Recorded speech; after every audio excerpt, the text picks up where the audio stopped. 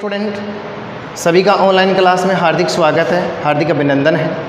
अपनी पिछली जो ऑनलाइन क्लास थी उसमें हम स्टडी कर रहे थे डबल ब्लड सर्कुलेटरी सिस्टम, साथ ही साथ हम पढ़ रहे थे रेगुलेशन ऑफ हार्ट रेट, हृदय दर का नियमन किस प्रकार से होता है। तो हमने हृदय दर के नियमन में 3 प्रकार से हृदय दर के नियंत्रण को पढ़ा था। पहला था तंत्रिकीय नियंत्रण, जिसमें हमने सिंपैथेटिक पैरासिम्पैथेटिक का अध्ययन किया। दूसरा था अपना हार्मोनों के द्वारा नियंत्रण, जिसमें हमने एड्रेनलिन, नोर एड्रेनलिन तथा थायरोक्सिन के द्वारा हृदय दर का नियमन पढ़ा था। तीसरा था अपना रसायनों की सहायता से किस प्रकार से हृदय दर का नियमन होता है।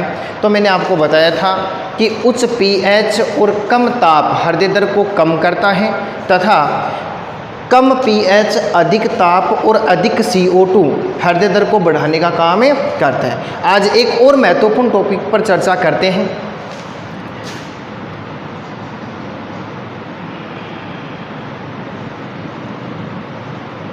लिम्फेटिक सिस्टम, लसिका तंत्र। लसिका तंत्र महत्वपूर्ण टॉपिक है, अच्छे से इसको समझने का प्रयास करते हैं। लिम्फेटिक सिस्टम होता क्या है, लसिका तंत्र क्या है। देखो, हमारे शरीर में प्रत्येक भाग में रुधिर केशिकाओं का जाल पाया जाता है और यह रुधिर केशिकाओं का जाल उन भागों में क्या करता है, आवश्यक व अनावश्यक पदार्थों का परिवहन करने का काम करता है। लेकिन कुछ अंतराली ऊतक ऐसे हैं जहां पर रुधिर केशिकाओं का जाल नहीं पाया जाता है। तो अब क्वेश्चन उठता है कि उन भागों में जहां रुधिर केशिकाओं का जाल नहीं पाया जाता है, उन भागों में आवश्यक व अनावश्यक पदार्थों का परिवहन किस प्रकार से होता है। तो उन अंतराली ऊतकों में आवश्यक व अनावश्यक पदार्थों का परिवहन किस तंत्र के माध्यम से होगा, लसिका तंत्र के माध्यम से होगा। देखो, यानी वो अंतराली ऊतक, इसको एक आरेखीय निरूपण से समझने का प्रयास करते हैं। डायग्राम को देखना, आरेखीय निरूपण है ये, इसके माध्यम से समझने का प्रयास करेंगे।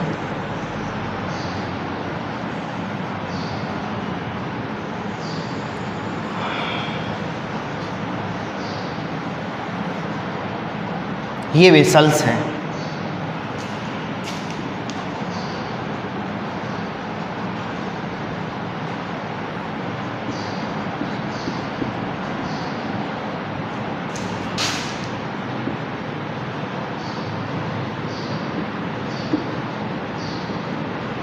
देखना डायग्राम को अच्छे से।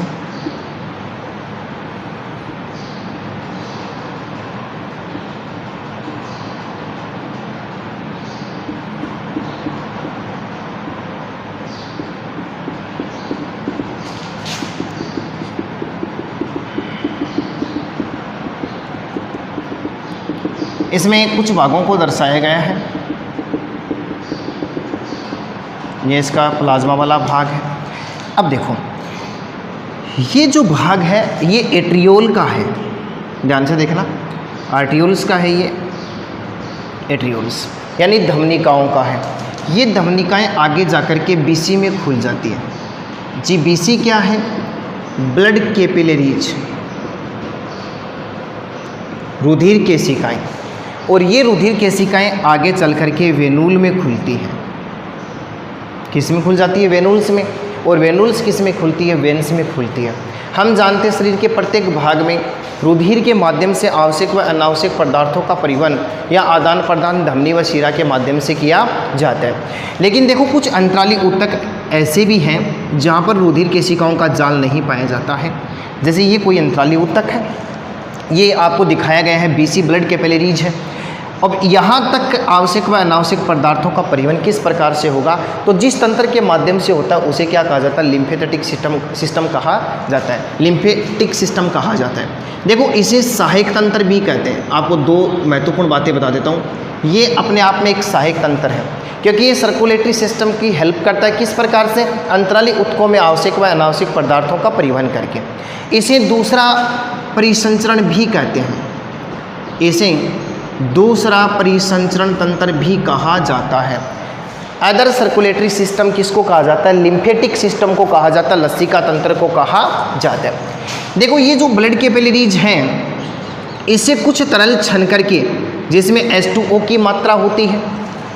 इसमें कई प्रकार के न्यूट्रिएंट्स यानी पोषक तत्व इसमें से आ जाते हैं और वो आकर के अंतराली जो ऊतक है और उस अंतराली ऊतक की गुहा में प्रवेश कर जाता है, जिसे हम ऊतक द्रव्य कहते हैं, जिसे हम क्या कहते हैं, टिश्यू फ्लूइड कहते हैं, यानी ऊतक द्रव्य के नाम से जिसको जानते हैं। अंतराली द्रव्य भी जिसको कहा जा सकता है, क्योंकि ये अंतराली ऊतकों के स्पेस में भरा रहता है। और ये किस प्रकार से, देखो यहाँ से इसमें WBC और साथ में कौन सी गैस आ जाएगी, ऑक्सीजन गैस। ये ऑक्सीजन गैस फिर किस में प्रवेश कर जाती है, इस सेल में प्रवेश कर जाती है, अंतराली ऊतक की कोशिका में प्रवेश कर जाती है। तो ध्यान रहे, देखो इसकी रूपरेखा की यदि मैं बात करूं तो मैं किस प्रकार से आपको बताना चाहता हूं, कहां तक ले जाना चाहता हूं। मैं अंतराली ऊतक में आवश्यक व अनावश्यक पदार्थों के परिवहन को समझाने का प्रयास कर रहा हूं। अंतराली ऊतक में आवश्यक व अनावश्यक पदार्थों का परिवहन लिम्फेटिक सिस्टम के माध्यम से होता है, जहां पर ब्लड कैपिलरीज नहीं पाई जाती हैं, नहीं पहुंच पाती हैं, वहां पर किस प्रकार से। तो देखो ये ब्लड कैपिलरीज जो है, इसके बारे में हमने पढ़ा था। देखो रुधिर केशिकाएं या रुधिर वाहिकाएं 3 प्रकार की थी, आर्टरी थी, धमनी, वेन्स थी, सीराएं, एक पढ़ा था ब्लड कैपिलरीज। मैंने बताया था कि इन तीनों वाहिकाओं की भित्तियों में क्या पाए जाते हैं, स्तर लेयर पाए जाते हैं। याद हो तो धमनी तथा सीराम की भित्ति में tunica externa, tunica media, tunica intima 3 भित्ति स्तर पाए जाते हैं, जबकि ब्लड कैपिलरीज सिर्फ एक स्तर का बना होता है, जिसे ट्यूनिका इंटीमा कहते हैं, जो किसकी बनी होती है, एंडोथेलियम की बनी होती है, अंतः उपकला की बनी होती है। और ये एक परत की बनी होने के कारण बहुत ही अधिक पतली परत होती है और इसमें कुछ स्पेस पाए जाते हैं, और उन स्पेस की सहायता से इन रुधिर केशिकाओं का जो तरल है वो छन करके किस में आ जाता है, अंतराली ऊतक में आ जाता है। और अंतराली ऊतक में वो किस नाम से जाना जाएगा, अंतराली ऊतक द्रव्य के नाम से जाना जाएगा। तो ध्यान रहे, ये पदार्थ कहाँ से आ रहे हैं, ये एलिमेंट्स कहाँ से प्राप्त हो रहे हैं, ये BC से प्राप्त हो रहे हैं, ब्लड कैपिलरीज से प्राप्त हो रहे हैं, रुधिर केशिकाओं से प्राप्त हो रहे हैं। तो देखो इसमें क्या होगा कि इसकी जो प्रकृति जो है, ध्यान देना, इसकी जो प्रकृति है, किसकी प्रकृति की बात कर रहा हूँ मैं, इस ऊतक द्रव्य की प्रकृति की बात कर रहा हूँ। ये टिश्यू फ्लूइड जो है इसकी प्रकृति प्लाज्मा के समान होती है। किसके समान होती है, प्लाज्मा के समान होती है, और इसमें RBC एब्सेंट होती है। अब देखो ध्यान देना, इसमें RBC एब्सेंट क्यों है, तो मैं आपको बताता हूँ कि ये जो छोर है BC का, किसके पास वाला, धमनिकाओं के पास वाला जो सीरा है BC का, उसमें ब्लड प्रेशर जो है BP वो हाइपर होता है। कैसा होता है, वो हाइपर होता है, यानी उच्च होता है, और लगभग कितना होता है, 40 mmHg के बराबर होता है। कितना होता है, 40 से mmHg के बराबर होता है। कहाँ की बात कर रहा हूँ मैं, यानी ये पूरा का पूरा जो पार्ट है वो BC को रिप्रेजेंट कर रहा है। तो BC का कौन सा पार्ट जो किसके समीप है, धमनिकाओं के समीप है, एट्रियोल्स के समीप है, वहाँ पर जो ब्लड प्रेशर है, रुधिर दाब है, बहुत अधिक होता है, लगभग 40 mmHg के बराबर होता है। और इस रुधिर वाहिका की बात करूं, ब्लड कैपिलरीज की बात करूं, तो इसके अंदर जो कोलोइडी विलियन भरा हुआ है, यानी देखो क्या चीज़ है, ब्लड कोलोइडी ओस्मोटिक प्रेशर BCOP, रुधिर कोलोइडी प्रासरणी दाब का मान इसमें 28 mmHg होता है। ये बहुत ही महत्वपूर्ण चीज़ बता रहा हूँ आपको कि किस माध्यम से ये जो रुधिर केशिकाएं होती हैं उसमें से रुधिर नीचे की ओर आता है या अंतराली ऊतक में पहुँचता है, किस प्रकार से गमन करता है। तो यहाँ पर रुधिर दाब अधिक होगा और BCOP का मान लगभग 28 mmHg होगा। तो इन क्षेत्रों में जो नेट फिल्ट्रेशन, ध्यान देना, नेट फिल्ट्रेशन प्रेशर जो है उसका मान कितना प्राप्त होता है, तो 40 में से 28 को कर दो कम, तो देखो अपने पास में कितना आ जाएगा, 12 mmHg होता है। और इसी दाब के माध्यम से यहाँ पर रुधिर छनता है, रुधिर का छनन होता है, रुधिर का फिल्ट्रेशन होता है। तो ध्यान रहे, जो सीरा किसके समीप है, एट्रियोल्स के समीप है। मैं इसको NCERT के बेसमेंट पर बता रहा हूँ, और ये प्रश्न नीट की एग्ज़ाम के लिए बहुत ही अधिक महत्वपूर्ण हो जाता है। कि लिम्फेटिक जो सिस्टम है उसमें जो प्रेशर होता है रुधिर का वो किस प्रकार से काम करता है और किस प्रकार से ये जो तरल है वो छन करके अंतराली ऊतकों में आ जाता है। तो उसके लिए सहायक जो प्रेशर होगा उसकी बात कर रहा हूँ मैं। तो ये एट्रियोल्स के समीप की जो बीसी है उसमें रुधिर दाब बहुत अधिक होता है, लगभग 40 mmHg की होता है। इसके अंदर का जो कोलोइडी सॉल्यूशन है उसका जो प्रेशर होगा वो कितना होगा 28 mmHg। तो नेट फिल्ट्रेशन प्रेशर का मान कितना आ जाएगा अपने पास में 12 mmHg होता है। और यहाँ पर क्या होता है रुधिर का छनन होता है। और रुधिर से देखो कुछ पदार्थ जो हैं जैसे जल हैं, न्यूट्रिएंट्स हैं, और ये न्यूट्रिएंट्स फिर किस में प्रवेश कर जाते हैं, सेल्स में प्रवेश कर जाते हैं, WBC ये छन करके आ जाते हैं। ध्यान रहे आरबीसी का आकार इन स्पेस की तुलना में अधिक होता है, अतः आरबीसी छन करके अंतराली ऊतक में नहीं पहुंच पाती है। अब हम बात करेंगे जो अंतराली ऊतक में जो फ्लूइड आ गया, जो ऊतक द्रव्य आ गया, उसमें कौन कौन से पदार्थ पाए जाते हैं। तो उसमें ऑक्सीजन होगी, उसमें WBC होगी, कई प्रकार के पोषक तत्व पाए जाते हैं। ये पोषक तत्व फिर देखो क्या होते हैं इसमें हम बात करें एक और डक्ट बनाते हैं। देखो ये निकलती है अंतराली ऊतक से और इस कोशिका से निकलती है जिसे हम क्या कहेंगे LC बोलेंगे। बेटा LC क्या है, तो लिम्फेटिक कैपिलरीज है, यानी लसिका केशिकाएँ होती हैं। और ये लसिका केशिकाएँ फिर क्या काम करती हैं, इन पदार्थों का आदान प्रदान करने का काम करती हैं।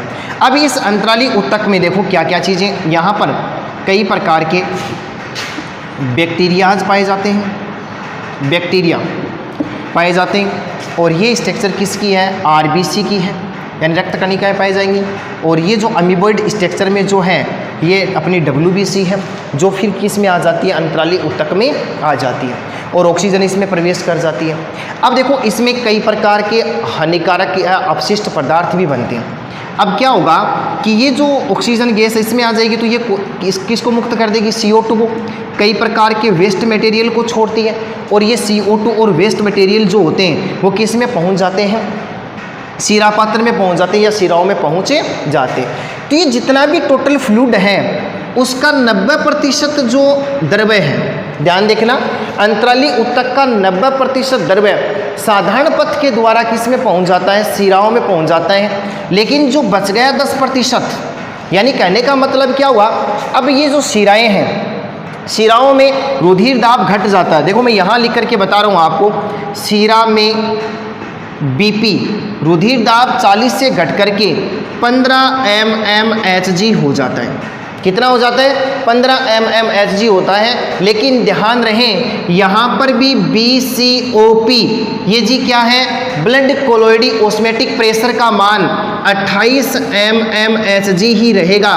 तो इसका जो शुद्ध रुधिर दाब है वो अपने पास में कितना प्राप्त हो जाता है, 13 mmHg प्राप्त होता है। और इसके माध्यम से जो इस अंतराली ऊतक का जो फ्लूइड है वो किस में प्रवेश कर जाता है, शिराओं में प्रवेश कर जाता है। लेकिन बचा 10% द्रव्य जिस तंत्र के माध्यम से, वो साधारण पथ के द्वारा, देखो क्या होता है कि इस प्रेशर के माध्यम से इन अंतराली ऊतक में जो वेस्ट मटेरियल है, जो CO2 गैस है, वो शिरा पात्र में पहुंच जाती है या शिरा तंत्र में पहुंचे जाती है। लेकिन 10% वेस्ट मटेरियल और CO2 फिर भी अंतराली ऊतक में शेष रह जाता है। और वो 10% जो वेस्ट मटेरियल है वो जिस तंत्र की सहायता से किस में पहुंचता है, शिरा पात्र में पहुंचता है, उस तंत्र को क्या कहा जाता है, लसिका तंत्र कहा जाता है। तो मेरे समझाने का जो प्रयास था वो यही था कि ये एक आरेखीय निरूपण है जिसमें आर्टियोल्स को दर्शाया, BC को दर्शाया, मैंने वेनुल्स को दर्शाया।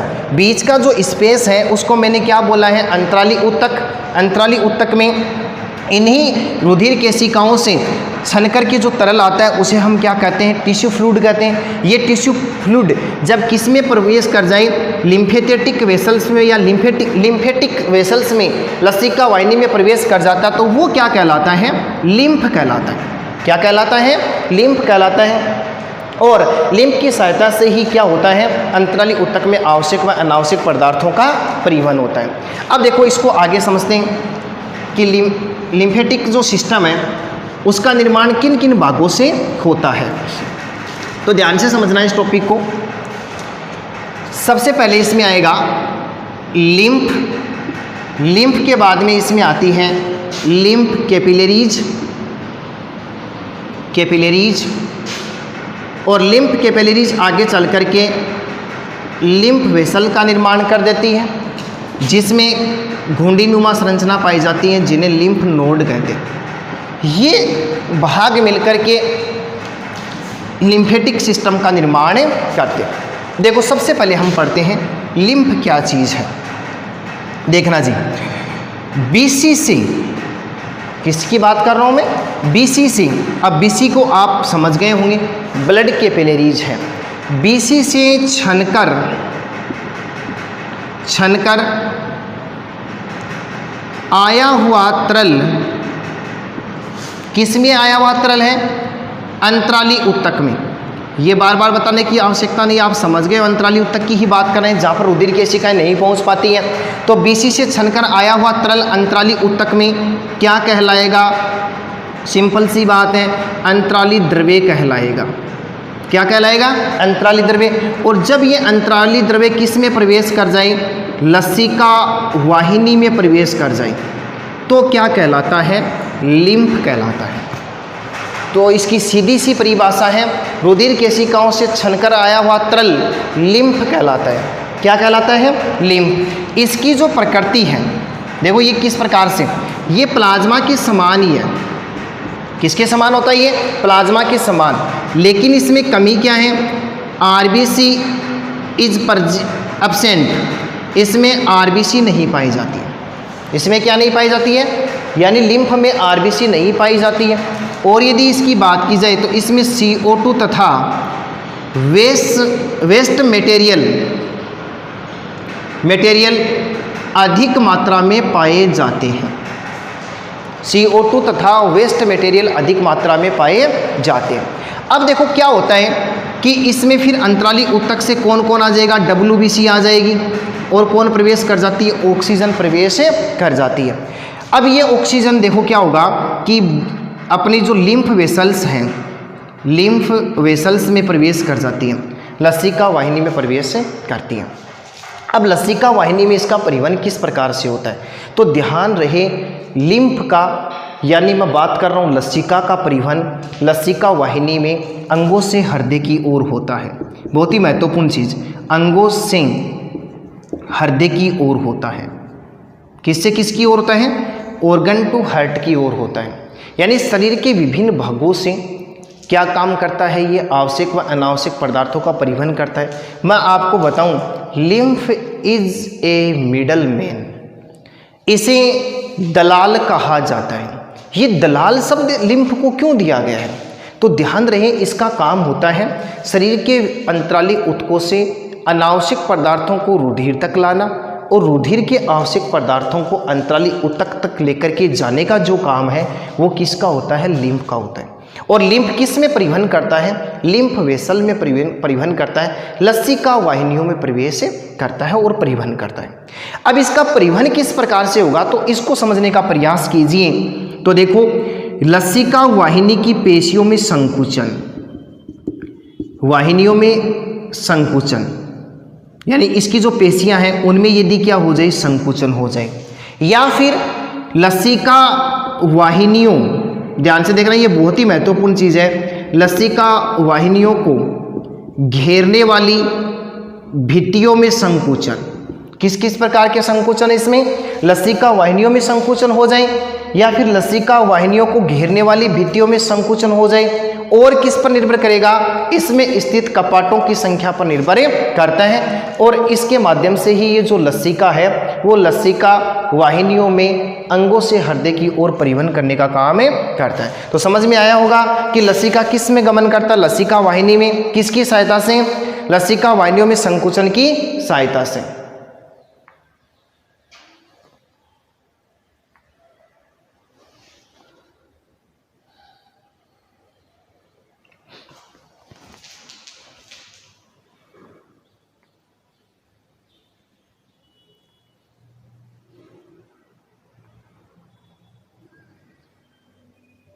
क्या हुआ? लसिका वाहिनियों को घेरने वाली भित्तियों के संकुचन के द्वारा परिवहन करने का काम करता है। अब इसकी नेचर की बात करें, लिम्फ वास्तव में है क्या चीज़? ये जो लिम्फ है इसको एक सहवनी ऊतक माना जाता है। क्या माना जाता है? वेस्कुलर टिश्यू माना जाता है, सहवनी ऊतक माना जाता है। इसकी प्रकृति क्षारीय होती है। कैसी होती है? क्षारीय। यह रंगहीन द्रव्य है, इसमें कोई कलर नहीं पाया जाता, रंगहीन द्रव्य होता है। और यदि इसकी बात करूं तो ये अल्प पारदर्शक होता है। तो अपना पहला पॉइंट हुआ लिम्फ, यानी अंतराली उत्कों से छनकर आया हुआ तरल क्या कहलाता है? लिम्फ कहलाता है। और लिम्फ की प्रकृति है सेवनीय ऊतक है, क्षारीय है, रंगीन, अल्प पारदर्शक है। अब क्या होता है कि इसकी जो ये प्लाज्मा के समान होता है, इसमें आरबीसी एब्सेंट होती है और CO2 तथा वेस्ट मटेरियल अधिक मात्रा में पाए जाते हैं। और पास के उत्कों से या वाहिनियों से WBC और ऑक्सीजन इसमें प्रवेश कर जाती है। जब ये लसिका वाहिनी में प्रवेश करता है तब ये लिम्फ कहलाता है। और इसका परिवहन हृदय अंगों से हृदय की ओर होता है। कब होगा? लसिका वाहिनियों में संकुचन से, लसिका वाहिनियों को घेरने वाली भित्तियों में संकुचन से, और कपाटों की संख्या के आधार पर इसमें क्या होता है? परिवहन होता है। अब देखो हम बात करते हैं लिम्फ कैपिलरीज क्या है। लिम्फ कैपिलरीज, देखो लिम्फ कैपिलरीज पतली भित्ति वाली कोमल ट्यूब हैं, नलिकाएं हैं। ये कोमल होती है, पतली भित्ति वाली नलिकाएं होती हैं।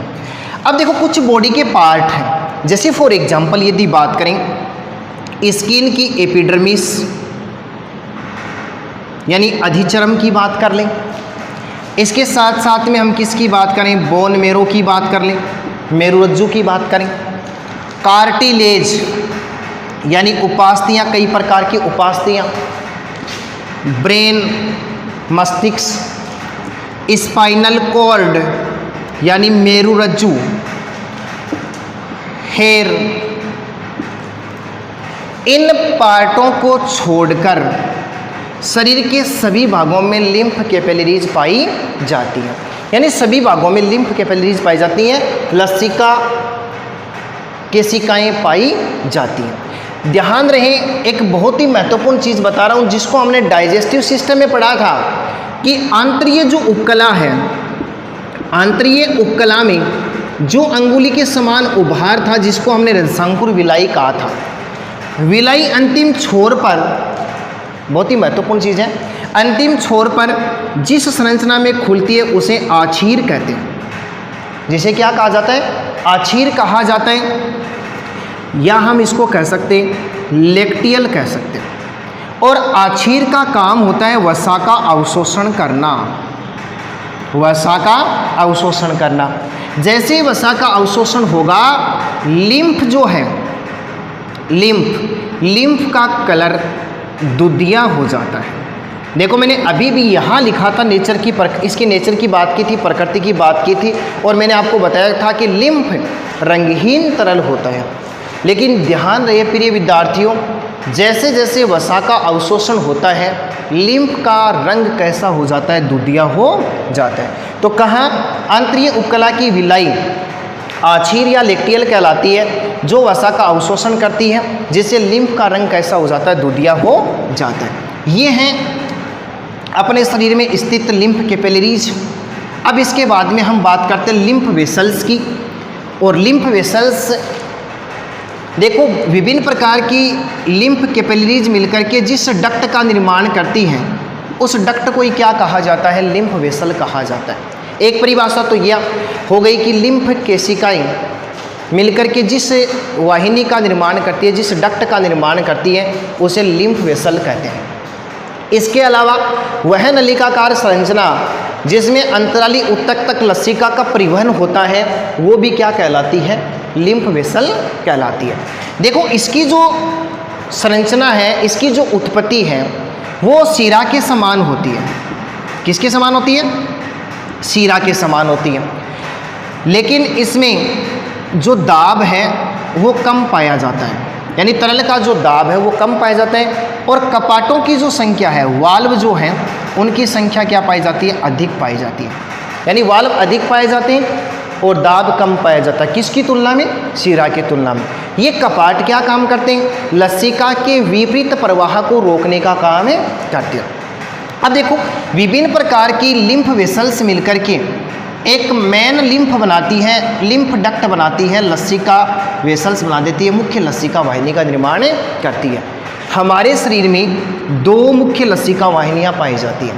ध्यान से देखना, बाईं वक्षीय लसिका वाहिनी और दूसरी है दाईं वक्षीय लसिका वाहिनी। ये दोनों ही कहाँ से निकलती हैं? उदर गुहा में स्थित वसा लसिका कुंड। ध्यान से देखना बेटा, कहाँ से निकलती है? उदर गुहा में स्थित वसा लसिका कुंड से निकलती है, या हम कह सकते हैं डायफ्राम के पिछले छोर में स्थित एक घुंडीनुमा संरचना जिसे वसा लसिका कुंड कहते हैं, वहाँ से क्या निकलती हैं? बाईं वक्षीय लसिका वाहिनी और दाईं वक्षीय लसिका वाहिनी निकलती हैं। ये दोनों ही वाहिनियाँ मिलकर के देखो कहाँ से निकल रही है? लसिका कुंड से। सबसे महत्वपूर्ण चीज़ बता रहा हूँ, इसको अंगों का, या हम कह सकते हैं वसा लसिका कुंड को शरीर का दूसरा हृदय कहते हैं। सेकेंडरी हार्ट ऑफ बॉडी वो कौन है? वसा लसिका कुंड है। बहुत ही महत्वपूर्ण चीज़ बताई मैंने आपको, ये वसा लसिका कुंड। अब देखो क्या है, बाईं वक्षीय लसिका वाहिनी आगे जाकर के बाईं अधोजत्रुक शिरा में खुलती है। किसमें खुलती है? बाईं अधोजत्रुक शिरा में खुलती है। और ये क्या काम करती है? शरीर के बाएं भाग से, देखो सिर से गर्दन, बाईं भुजा, टांगों तथा वक्ष गुहा के बाएं भाग में खुलती है और वहाँ लसिका का परिवहन करने का काम करती है। किसकी बात कर ली मैंने? बाईं वक्षीय लसिका वाहिनी। अब देखो दाईं वक्षीय लसिका वाहिनी आकार में छोटी होती है। आकार में क्या होती है? छोटी होती है। और यह देखो नाम से स्पष्ट है, बाएं भाग में खुल रही है। तो ठीक इसी प्रकार से दाईं वक्षीय लसिका वाहिनी आगे जाकर के दाईं अधोजत्रुक शिरा में खुलती है और ये शरीर के दाएं भाग तक जाती है और वहाँ क्या काम करती है? इस लसिका का परिवहन करने का काम करती है। तो मैंने आपको क्या बताया? लिम्फ वेसल्स की बात की। छोटे छोटे लिम्फ वेसल्स मिलकर के एक मुख्य लिम्फ वेसल्स का निर्माण करती है और हमारे शरीर में दो मुख्य लसिका वाहिनियाँ पाई जाती हैं, बाईं वक्षीय लसिका वाहिनी, दाईं वक्षीय लसिका वाहिनी। दोनों कहाँ से निकलती है? उदर गुहा में स्थित वसा लसिका कुंड से निकलती हैं और जिसे हृदय का, शरीर का दूसरा हृदय कहा जाता है। बाईं वक्षीय लसिका वाहिनी बाईं अधोजत्रुक शिरा में खुलती है, यानी यदि मैं इसको लिखूं तो ऐसे समझ सकते हैं, लेफ्ट सब क्लेवियन में खुलती है और ये राइट सब क्लेवियन में खुलती है। और बाईं क्या होगी? बाएं भाग में करेगी। और दाईं जो लसिका वाहिनी, वक्षीय लसिका वाहिनी है, वो क्या काम करती है? दाएं भाग में लसिका का परिवहन करने का काम करती है। देखो ये जो लिम्फ नोड है ये क्या है? हमने पढ़ा लिम्फ वेसल्स। ये लिम्फ वेसल्स की स्ट्रक्चर है। इसमें जगह जगह विशेष संरचनाएं पाई जाती हैं, घुंडीनुमा संरचनाएं पाई जाती हैं और वो घुंडीनुमा संरचना लिम्फ नोड कहलाती है। तो लसिका वाहिनियों में स्थित घुंडीनुमा संरचनाएं लिम्फ नोड कहलाती हैं, लसिका गांठें कहलाती हैं। ये गांठें क्या काम करती हैं?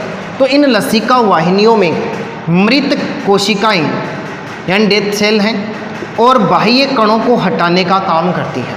इसका काम क्या हुआ? मृत कोशिकाएं तथा बाह्य कणों को हटाने का काम करने का काम किसका है? लिम्फ नोड का है। अतः हम कह सकते हैं लिम्फ नोड क्या काम करता है?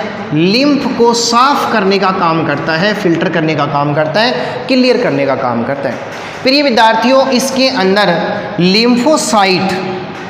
Lymphocyte cell, B lymphocyte, T lymphocyte की अधिकता पाई जाती है। तो हम कह सकते हैं कि ये रोगाणु को हटाने का काम भी किसका होता है? लिम्फ नोड का होता है। ये सब के सब ऑर्गन्स मिलकर के एक विशिष्ट तंत्र को कंप्लीट करते हैं जिसे लसिका तंत्र कहते हैं, यानी लिम्फेटिक सिस्टम कहा जाता है। और ये लिम्फेटिक सिस्टम एक ही बात है कि ये क्या काम करता है? अंतराली ऊतक में आवश्यक व अनावश्यक पदार्थों का परिवहन करने का काम करता है। अब देखो हम इस लसिका को रुधिर के साथ में तुलना करके समझने का प्रयास करते हैं। एक तरफ हम लिखते हैं ब्लड है, एक तरफ हम बात करते हैं लिम्फ की। वास्तव में है क्या चीज़?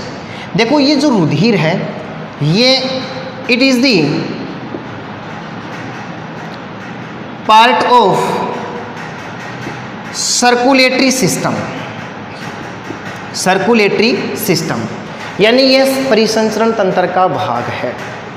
जबकि इसकी यदि बात की जाए तो it is the part of lymphatic system, LS का पार्ट है।